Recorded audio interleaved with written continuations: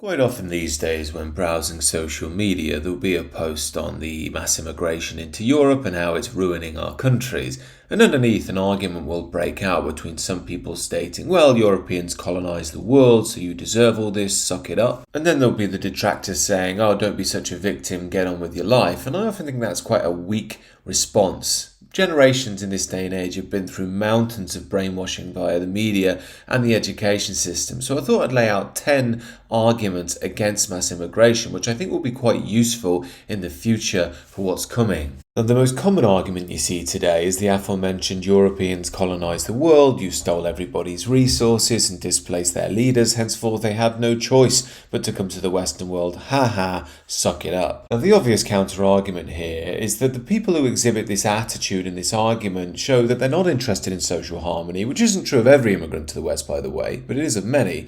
It shows that they're motivated by a sense of spite and revenge. Henceforth, if they use this line of argumentation, they clearly show that they don't believe in the liberal Western ideology around multiculturalism and mass immigration. They simply want to see the West burn, they think it deserves revenge, and henceforth we have to be aware as European people that we have our own interests to think of in the future. And following on from this, we get to the core argument. The reality is that yes, Europeans did colonize much of the world, and yes, Europeans did take resources. There are many sins involved in that.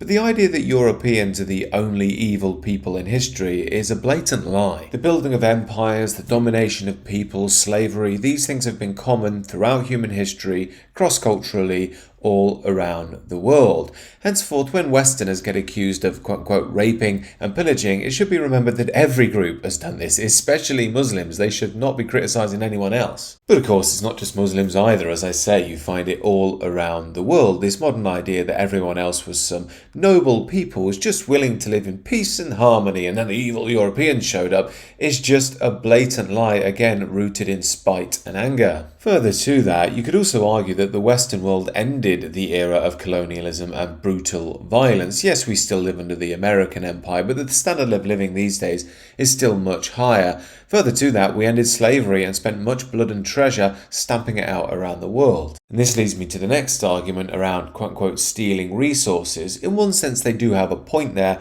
but it's more complicated than that. After all, many of these people didn't know they had any of these resources. After all, if everything was just so wonderful over there, why hadn't they advanced enough to learn how to use the resources under their ground and so forth anyway? And as I've said in prior videos before, we talk in one hand about stealing resources, but what about showing many nations how to utilize their resources? Think of the Middle East and their oil. Did they know it was there? Did they create the global market to sell it? Did they create the jet engine, the car engine? No, these are inventions in the Western world that have made them filthy rich.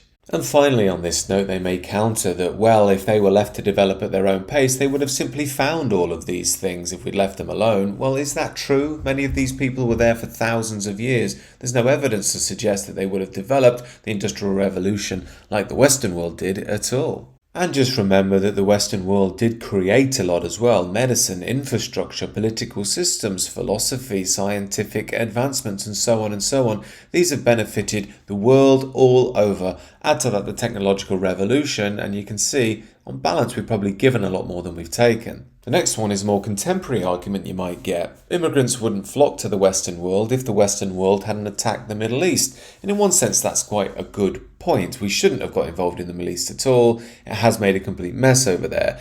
However, I don't see a problem here with agreeing and saying, yeah, we're not on that side either. And the people didn't actually want that. It was a globalist cabal with globalist interests chasing oil and the enforcement of the liberal agenda around the world. We're anti that too. Second to that, there's an opportunity to call bluff here. For instance, why on earth would the people who have been so terrorized want to come to the Western world? It's not like the Jews were striving to break into Nazi Germany.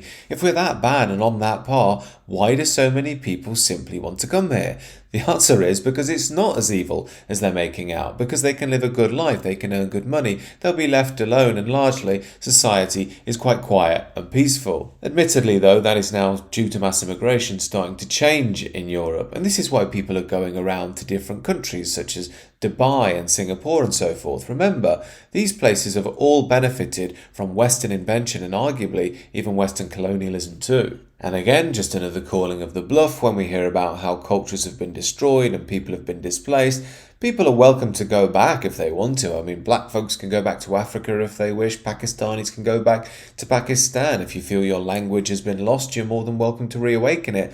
And on that note, let's be honest, if you are an English speaker in this day and age, it's actually quite fortunate in the global marketplace. It can provide you with a lot of opportunities. Another common argument you hear is the British stole everything and whacked it in the British Museum. They should give it back. Well, let's be honest, yeah, it wasn't ours to begin with, but we have kept it in very good condition. We do respect the things we found. Let's be honest, if most of it was left out there, it would be buried in the sand by now or completely destroyed. Another common argument is that colonization and Western culture led to nationalism.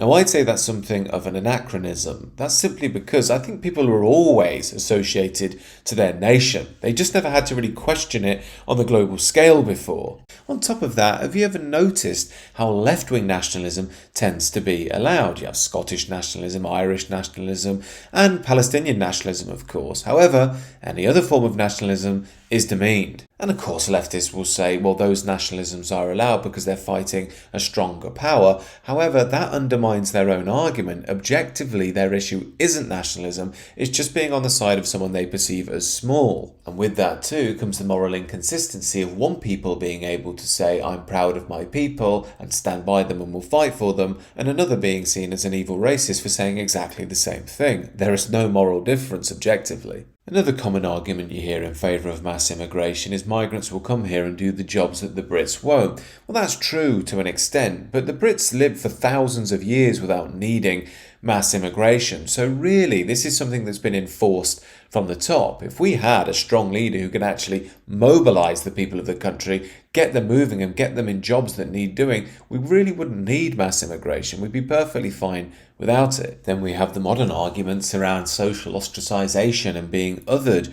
Well, although these are largely massively overblown by leftists and so on, the reality is that peoples are distinct. If you have different cultural values, you're always going to be other. That's not evil, that's just a fact of life. Henceforth, it's pretty obvious that to maintain social harmony and even global harmony, people can have their own arenas to live in with their own values and their own histories, in charge of their own destinies into the future. That seems to me to be a much better solution than just smushing everyone together, calling anybody who notices any problems a racist, and people who come here feeling quote-unquote othered. This also leads us to the complicated issue of inequality in modern society. You have that along economic and racial and cultural lines and so forth. The line is, this proves that everything is white privilege. Now, historically, you could say, of course, people in Britain are going to be more embedded, they're going to have more wealth and so forth, and maybe more opportunities too.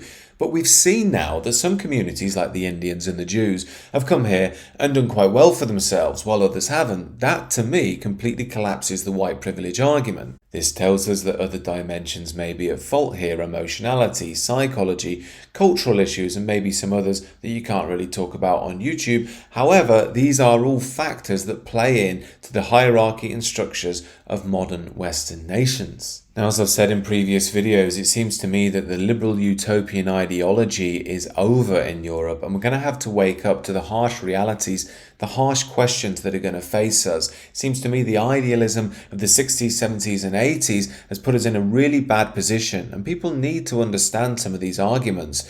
If you want to add any below, or maybe embellish some, or point out some flaws in my own points, then please do, because I think these are really important for people who aren't brainwashed by liberalism to actually have in their back pocket. We're going to need them in the future.